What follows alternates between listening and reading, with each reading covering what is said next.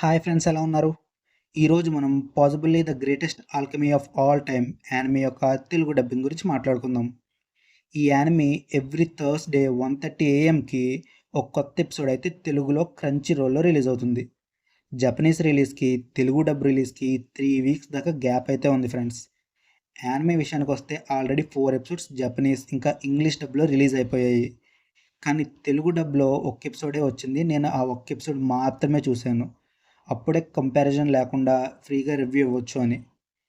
Plot విషయానికొస్తే టకుమి పొరపాటున వేరే లోకానికి హీరో క్యాండిడేట్ లాగా సమన్ అయిపోతాడు.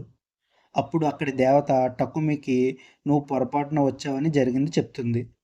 టకుమి తనని తిరిగి మళ్ళీ తన పాత లోకానికి పంపించమని చెప్తాడు.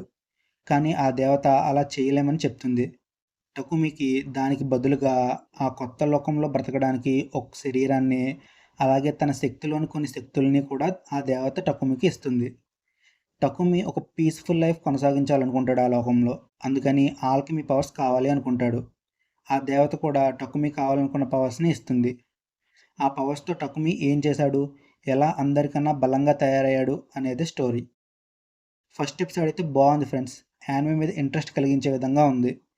ఇంకా తెలుగు డబ్బింగ్ విషయానికి వస్తే అది కూడా బాగుంది ఫ్రెండ్స్. స్క్రిప్ట్ రైటింగ్ విషయానికి వస్తే చాలా బాగా రాశారు. స్టార్టింగ్‌లో ఆ దేవత కొంచెం పిచ్చిగా మాట్లాడుతుంది టకుమితో. కాకపోతే అది పక్కన పెట్టేస్తే స్క్రిప్ట్ రైటింగ్ మాత్రం సూపర్‌గా ఉంది ఫ్రెండ్స్. ఇంకా వాయిస్ యాక్టర్స్ విషయానికి వస్తే వాళ్ళు కూడా పర్ఫార్మెన్స్ చాలా బాగా ఇచ్చారు. యానిమేలోని మెయిన్ ఫీమేల్ లీడ్స్ యొక్క వాయిస్ ఎవరి ఇంకా ఫస్ట్ ఎపిసోడ్‌లో అయితే రివీల్ అయితే అవ్వలేదు తెలుగులో. కానీ సైడ్ క్యారెక్టర్స్‌కి ఇచ్చిన అన్ని వాయిసెస్ కూడా చాలా బాగా సూట్ అయ్యాయి. ఆ దేవతకి ఇచ్చిన వాయిస్ కూడా ఆ అమ్మాయి ఎవరో గాని చాలా పర్ఫెక్ట్‌గా సూట్ అయింది. కానీ మన మెయిన్ లీడ్‌కి ఇచ్చిన వాయిస్ మాత్రం ఫస్ట్ టైం నాకు విన్నప్పుడు మాత్రం ఇంకొంచెం డిఫరెంట్‌గా ఉంటే బాగుండు అని అయితే అనిపిచ్చింది. కానీ అది స్టార్టింగ్‌లో వచ్చిన ఒపీనియన్ మాత్రమే.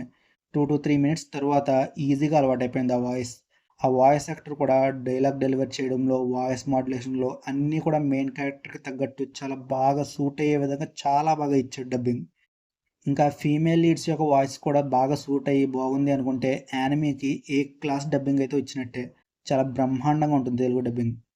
తెలుగు డబ్బింగ్ జపనీస్ ఇంకా ఇంగ్లీష్ డబ్బింగ్‌తో పోలిస్తే చాలా లేట్‌గానే రిలీజ్ అయింది. కానీ డబ్బింగ్ మాత్రం చాలా బాగుంది ఫ్రెండ్స్. క్రంచీ రోల్ అన్ని యానిమీస్‌కి రిలీజ్ అయిన రోజే తెలుగు డబ్బింగ్‌ని కూడా రిలీజ్ చేయలేదు.